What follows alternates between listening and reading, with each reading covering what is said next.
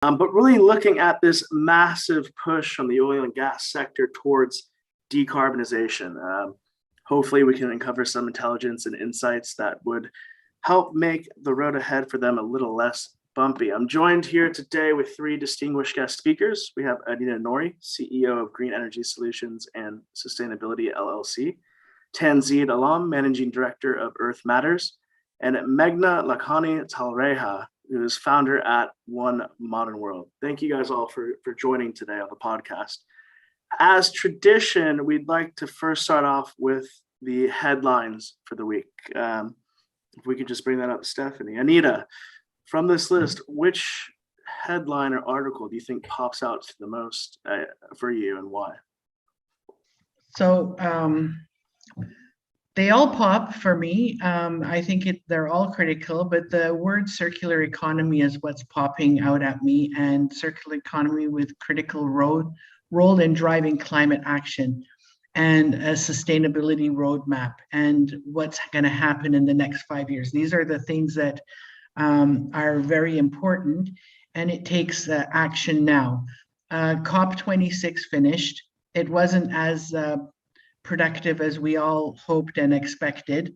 It was not a bad thing. It was good, but it did throw in a wrench on some of the initiatives that were happening, especially in this country, and especially with a project like mine, which is a CDM project that's reducing emissions. And it's critical for me to be working at the landfill, being able to see the waste and support Dubai municipality in reduction of that waste.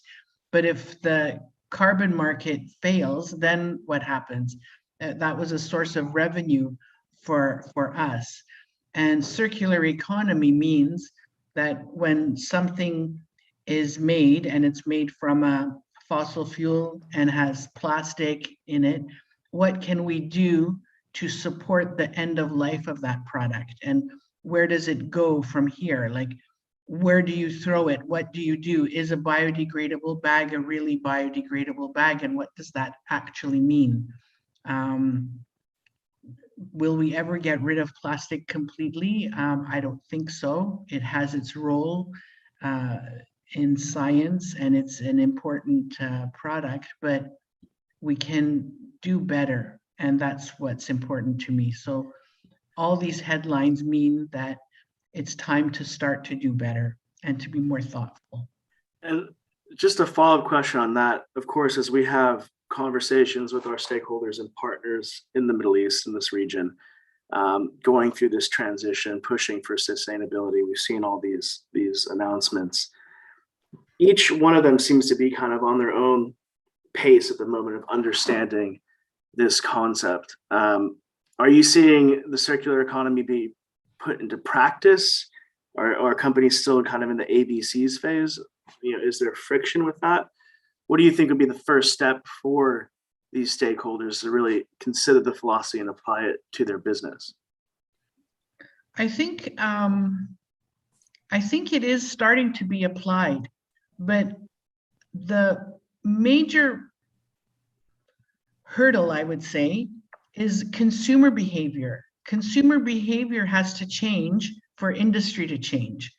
Even if industry changes, if the consumer is demanding always more and more and not thinking about what they're doing, then you end up with a landfill mountain that's full of plastic. I mean, how much of it is actually getting recycled?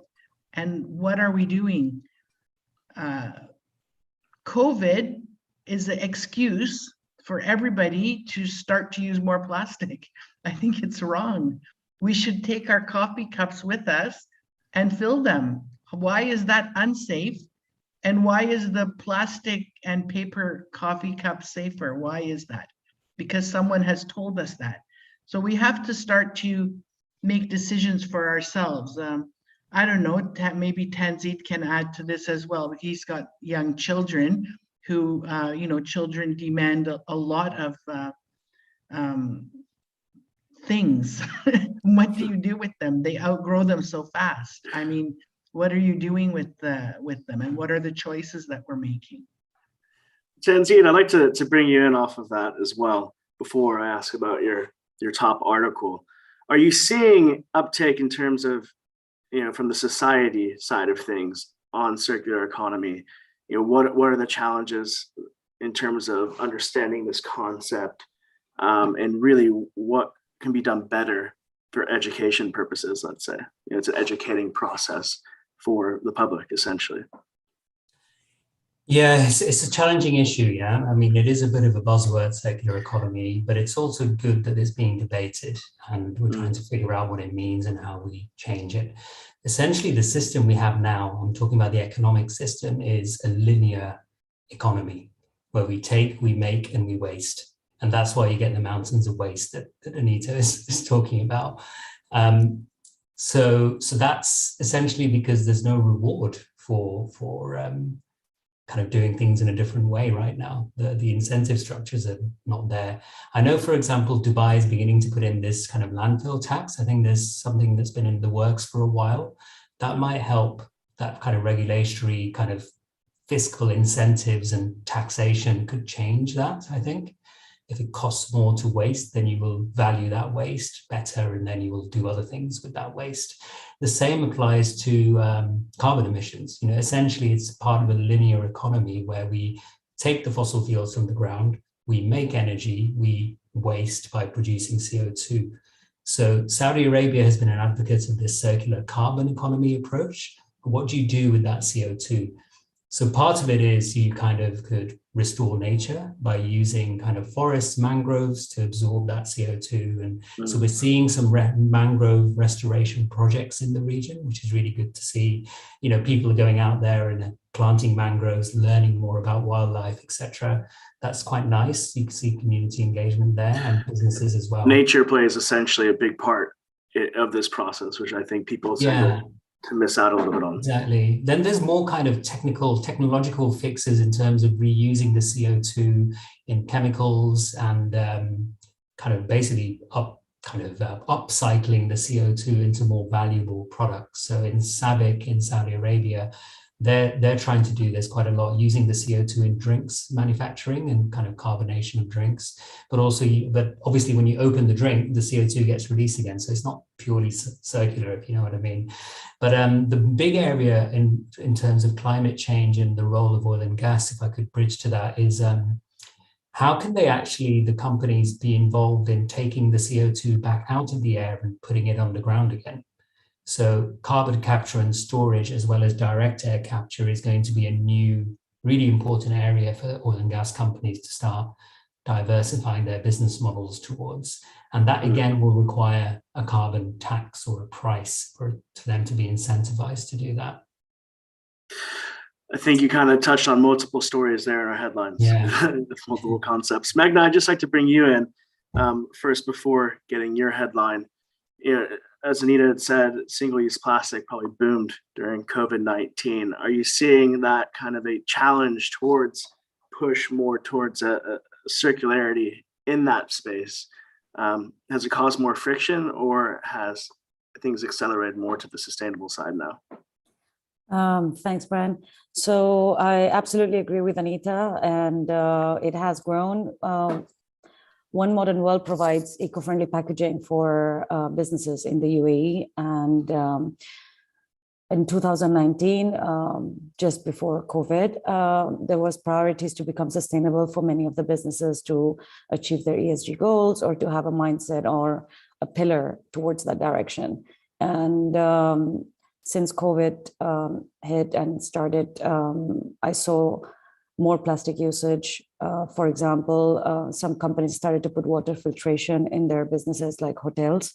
And with the excuse of COVID, they're saying this is not possible at the moment, but it's not really the case, because we have seen also some exceptions, such as, for example, an Andara hotel or the JA Resort. And there's plenty of more hotels that are actually taking this step, even during COVID, of replacing single-use plastic towards reusable containers. And obviously in the delivery e-commerce, that's gone over the sky, like so much packaging and people buying more online. The consumers are doing a lot more deliveries and packaging has increased. But again, I've seen since in the last, I would say in the last 8 to 9 months, an increment on the awareness of the eco packaging. Also, I think DTCM guidelines have been kind of, I wouldn't say pressurizing, but like they have been communicated efficiently, because I am aware about the hospitality industry being trying, I mean, at least they're being careful in trying to follow those guidelines. And one of them is to eliminate single-use plastic. But I wanted to talk more about the points that both Anita and Tanzit mentioned about consumer behavior and consumer rewards. I think that's absolutely the same way that I think. And the problem is not only if businesses are making the change, but if the consumers are noticing these changes, right? And this is why, we launched Opta's app in the last 2 months at the Expo with sustainability. So I think to go green and get rewarded is really important for the consumers, but also to have the awareness of what businesses are doing, because we have realized in the past few years that those businesses are actually taking action to recycle, to do food waste management, to eliminate single-use plastic, and so on, are basically spending more financially to do that than going with the plastic usage or other solutions. Just going to ask you where the economics work out on that, if that's a major cause of friction. Exactly, that's one of the fighting points always when you meet a business. They're like, okay, but do I have to? Well, it's because there is no penalty if you do so, right? And the ones that are taking those steps towards sustainability, are taking those actions, actually are spending more, are implementing change. Change is always difficult, but they're implementing change, spending more, and they're not getting rewarded or recognized for it, right? So businesses need to be rewarded for it somehow, right? And then consumers need to support these businesses. And this is why I think, it's important to create awareness, which is what we're trying with Opta's app. Basically, we show all the sustainable values that they've implemented. There's a lot more that we could, emphasize into. I've been learning so much on what businesses are doing in UAE, and it's like, how they're converting like cooking oil into biofuel for trucks in UAE, or what they're doing with neutral fuels. Yeah, exactly. Or what the neutral fuels, exactly. Or what they're doing with water reusage, or there's so many things, that composting, there's so many practices being in place that consumers need to really appreciate and support. I think it's interesting. I actually was at the Anantara this past weekend, and I noticed that new water filtration with water balls in the rooms and across the hotel. So it was pretty impressive. Okay. Yeah. I appreciated it. Of course, that message at the Anantara probably needs to go a little bit lower across the board. I want to add something to what Meg was saying. Sustainability, when it's tied to economics, it becomes difficult, because the bottom line is what the big industries are looking at. They've all lost a lot of money, so they need to make money. So where is the circularity in when we're recycling and when we're using the app to throw away the plastic bottle and we're showing that we're throwing it? Is there clarity in knowing where it goes after that? Is it actually being recycled? What is actually happening to it? So the companies that are doing these initiatives have to become responsible, and sustainability has to become easier for the consumer. If it becomes too difficult, nobody does it. I mean, how would you make it easier for the consumer? One, by having more clarity, letting them realize that it is making a difference. Because when I went to a hotel, this weekend, and they gave this. There's 5 of them in the room, and if you ask for more, they give you more. So then we take these home, and what do we do with them? We use them, they're nice, and then we throw them out. Well, where does it go? So the loop needs to be closed. The message needs to get out there more. Yeah. I don't know. I think, sorry, I agree with Anita. I think awareness is also a key factor, because the same question that Anita is asking most of the people that I meet, whether they're residents in UAE or tourists coming to UAE, they ask themselves, how is this country sustainable? Where is the waste going?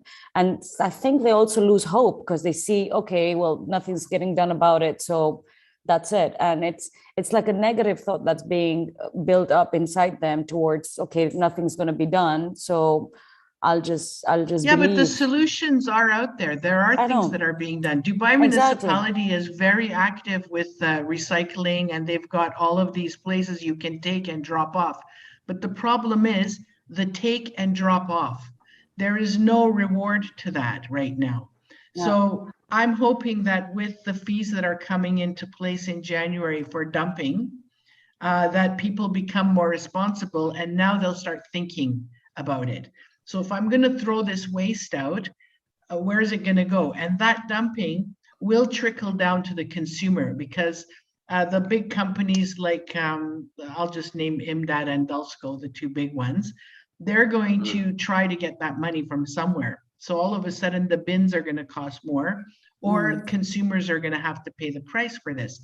So if it affects your pocket, then it will affect your action. And that's 100%. where. Indeed, I'd just like to bring you into the conversation as well. Where do you see, or how do you see, if possible, the energy sector being an enabler of this throughout the entire value chain? Is that possible here in the Middle East, or will it have to be led from a different segment within the region? I think it's possible, but it requires quite strong policies and regulation. And I don't know if the appetite is there to regulate the oil and gas industry here yet. I think they're beginning to take action, but obviously it's such a main bedrock of the economy. The reason I'm saying that, that they need regulation is because part of, if you look at diversification plans for oil and gas company, a lot of it is in downstream petrochemicals and production of virgin plastics and materials to supply. They're kind of the main producers, and they're massive companies with a lot of weight, a lot of money, and then small businesses who are trying to provide a lot of jobs as well at the same time. Provide a lot of jobs, exactly. And so it's essentially, I mean, in Europe, they trialed this concept under the WEEE directive, the Waste Electronic Directive, called Extended Producer Responsibility, where you basically put it on the onus of the producers of the plastics or the waste electronics in this case in Europe to actually create and fund the creation of collection and recycling systems. And as a result of that, they've actually, companies like Philips in Europe have actually managed to spin off some of their business into waste and recycling and collections, like lighting industry has managed to do that. So this could be quite a good business sense for oil and gas companies, but they need to be obligated to do that. It needs a law or some kind of a regulation.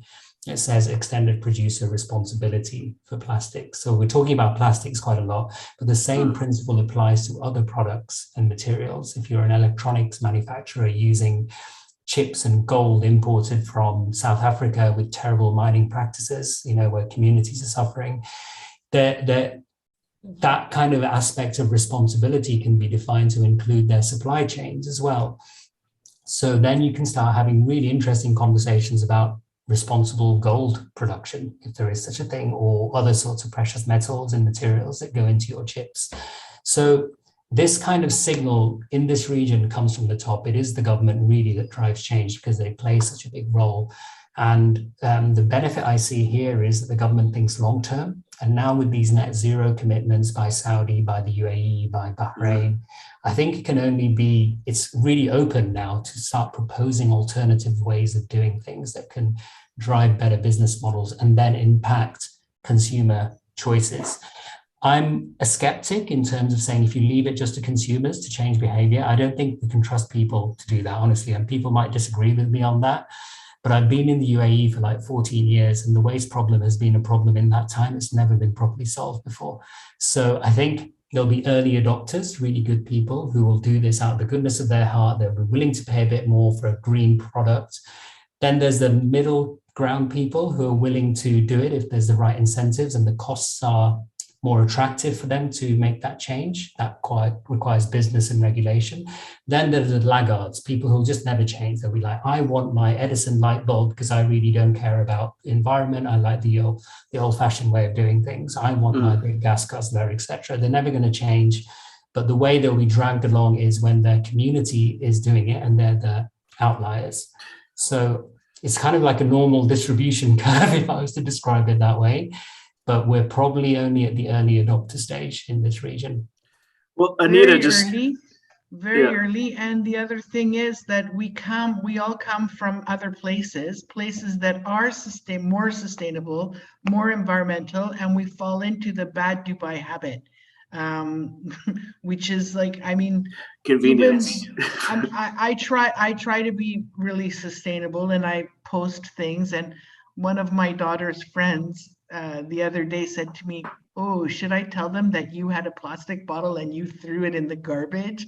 And I said, no, don't post that. But in reality, when I go to throw things in the bin and I separate everything, it's disheartening to see that the bin is too small. It doesn't really get separated. It all goes into the same place.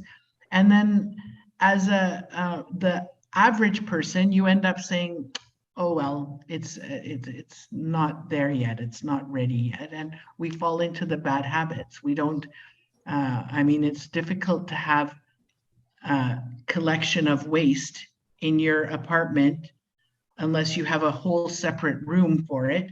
And then you take it in a truck somewhere. Like, it's very difficult. That's when I said sustainability has to be easier. That's one of the things that have to become easier. Well, Magna, I just have a question for you as well. It's, if we're talking about, putting on the consumers or the industry, looking at the company side of things, whether it's the energy industry or any other one, you could argue that one of the accountability factors might be, as everyone's going through a transition in this space, the ability to attract younger talent, the ability to kind of have the right skill set, the right people to turn the dial. I know the oil and gas sector is kind of struggling with that at the moment. What are you seeing in terms of the development of talent, the younger generation, and the key things really to attract that into your organization as we have a massive push towards sustainability at the moment? That's a very good point, Brian. Actually, especially in the UAE, the average age is around 33 years old, right? And we know the majorities are expats. And millennials and Generation Z are not only educated about climate change, but there's more awareness about it. Even children at school are learning about it, which are actually teaching or reminding the parents more facts about it. So it's I think it's a very, very strong driving force, and that's the future, and they actually care. This is why there's many surveys from, like, recently I saw surveys from MasterCard that they would work 96% of the young generation would choose a product that's sustainable, work in a location that's sustainable, or taking any good practices towards climate change. Now, this is why I think it's important for them to see which businesses are giving you that motivational, because you need to build that trust, that kind of transparency towards what's happening. And I'm sure that they're to support it, right? Of course, initially, because we're all in a early transition, or like, especially in this country, and there is I think engagement need to be involved with them. They need to feel that they are also part of taking that action, right? They need to feel involved. So this is why it's like, okay, it could be by supporting businesses, by being part of them, or by actually taking action in a community. They like to be parts of communities as well, a lot, right? So I think there are many organizations, NGOs here that are taking a lot of steps towards sustainability activities that they can get involved with, like beach cleans or planting trees, or now, like this weekend, Emirates Environmental Agency are doing desert cleanup, right, for the campaign, or there's can collection campaigns. There's a lot of campaigns that they need to be aware of, and I see the numbers are growing the more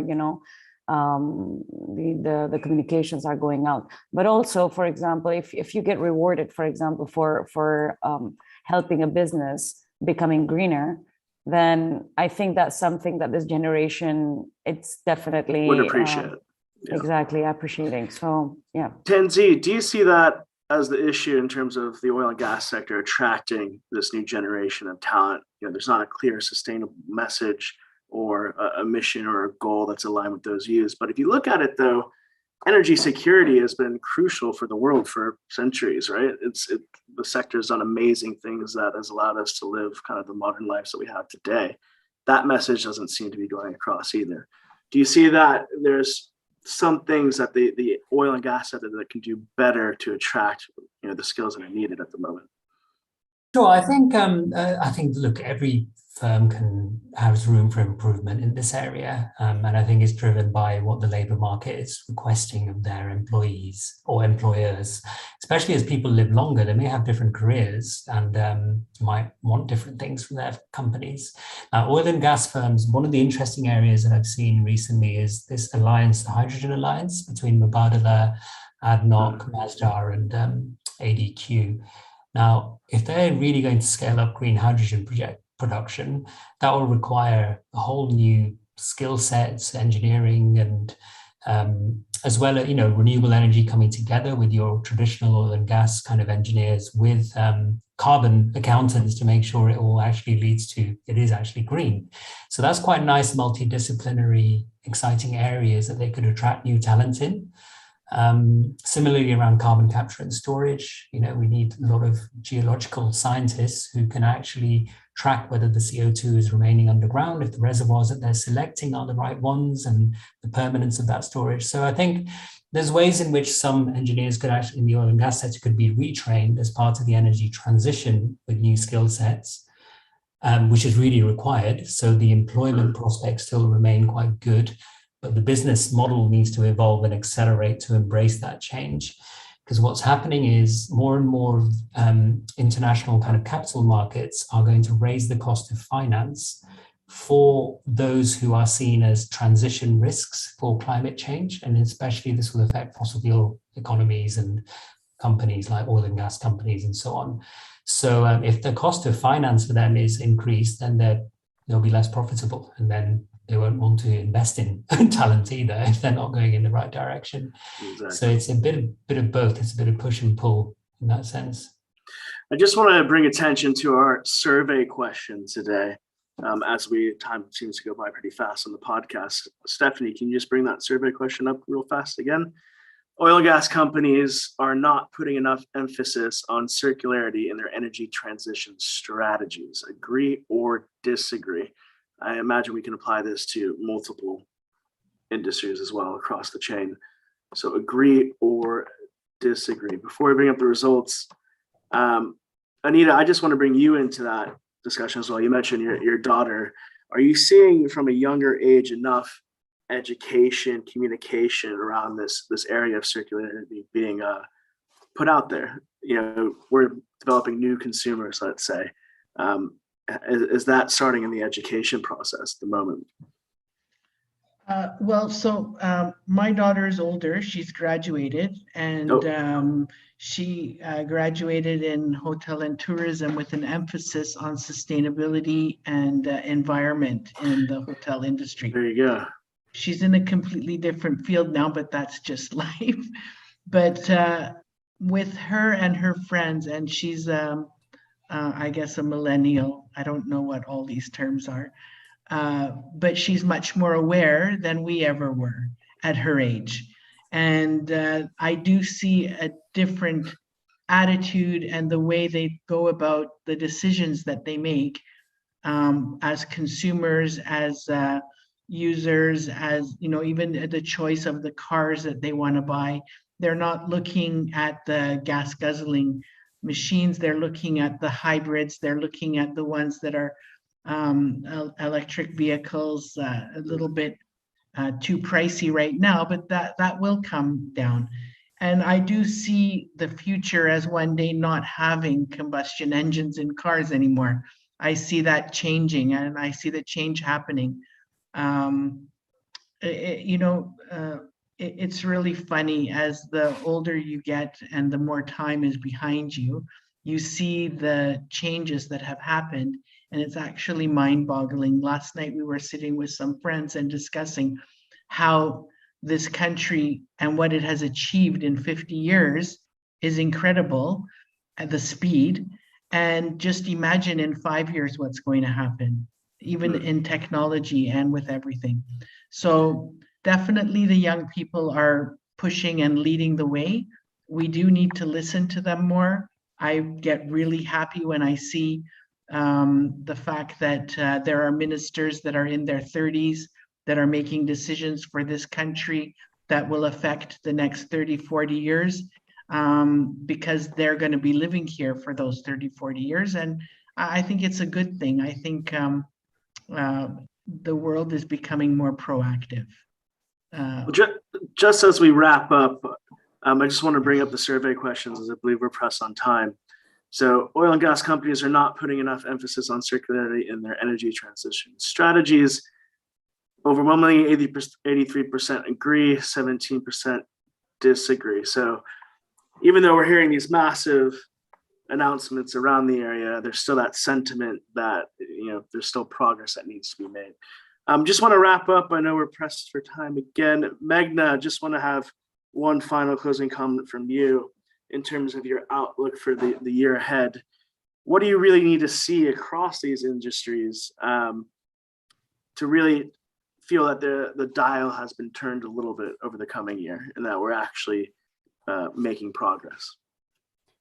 I actually think we're heading the right direction. I see progress in the last 6 months, and as Anita was saying, in the next 5 years, it's going to be a very interesting to watch. So I'm very positive. I see more solutions available in the UAE, more companies setting up, more technology being, the advancement of technology is helping also to implement the solutions. The cost of solutions are reducing as we have more choice.